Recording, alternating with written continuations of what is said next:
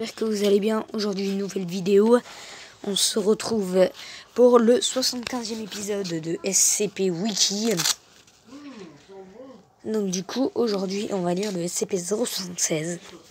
On se retrouve à la fin. SCP-076. Hubble. Classe. Keter. SCP-076 comprend deux éléments. Un cube de pierre et une entité humanoïde contenue à l'intérieur. SCP-076-1 est un cube de 3 mètres, conçu en roche métamorphique tachetée de noir. Toute la surface de SCP-076-1 est couverte de profonds motifs ciselés ne correspondant à aucune civilisation connue. Une analyse au radioisotope montre que l'objet est âgé d'environ 10 000 ans. Une porte est située sur un des flancs scellés, avec une serrure de 0,5 m de large et entourée de façon circulaire par 20 autres serrures plus petites. À ce jour, aucune clé n'a été découverte, rendant la porte impossible à verrouiller une fois close.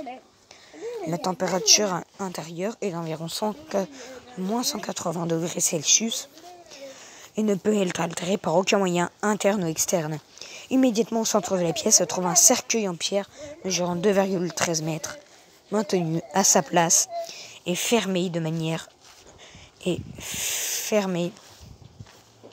hermétiquement par de nombreuses chaînes de factures et de matières inconnues. Celles-ci sont attachées aux angles intérieurs de SCP-076-1.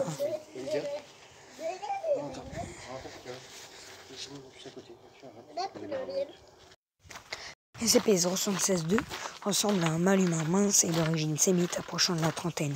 Ses cheveux sont noirs, ses yeux gris et sa peau possède un ton olive. Le sujet mesure 1,96 m et pèse 80,65 kg. De nombreux tatouages représentant une iconographie occulte et ésotérique qui sont présents sur tout son corps et varient de subtil à ouvertement ostentatoire.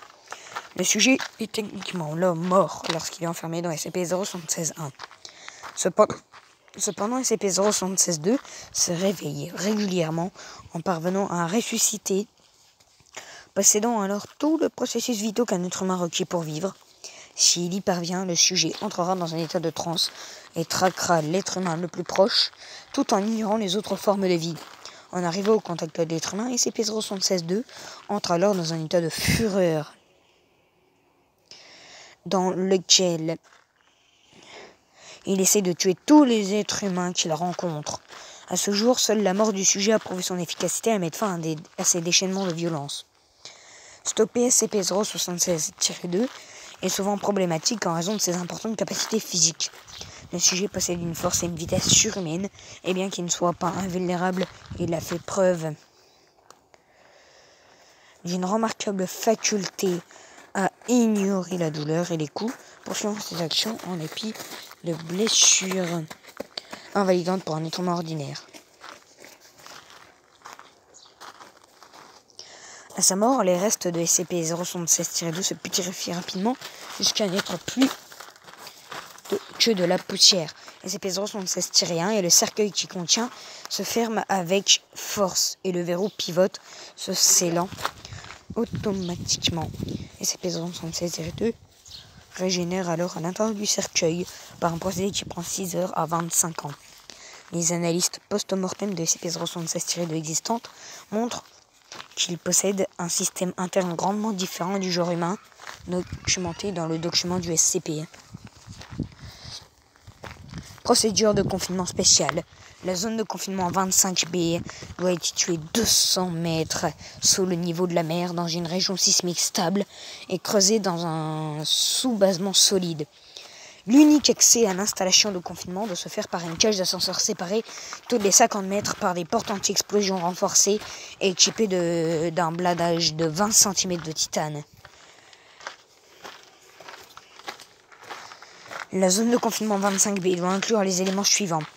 Un périmètre de sécurité externe vis-à-vis des menaces extérieures doté d'un personnel de sécurité entraîné aux techniques de combat en zone fermée et aux contre-intrusions. Une zone de gestion et de soutien transportant des installations de soutien et des lieux de vie pour le personnel sur site. Une zone de confinement primaire